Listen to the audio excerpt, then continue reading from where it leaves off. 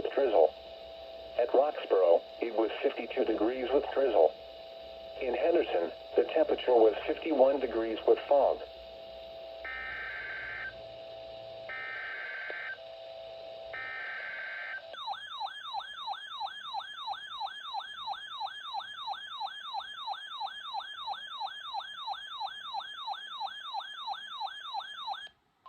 This is a test of the North Carolina Emergency Alert System. This is only a test. This test is being conducted in conjunction with the North Carolina Tornado Drill. This drill is conducted annually to allow schools, businesses, emergency managers, and the public to exercise their tornado safety procedures. This practice tornado drill will remain in effect until 10:30 a.m. Eastern Standard Time.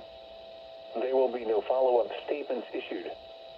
Schools and businesses participating in the tornado drill should exercise their severe weather safety plans now. This test also serves as the Emergency Alert System required monthly test for March. Broadcasters, in cooperation with local, state, and national authorities, have developed this system to provide the public with important emergency information should the need arise. This concludes the statewide tornado drill and test of the North Carolina Emergency Alert System.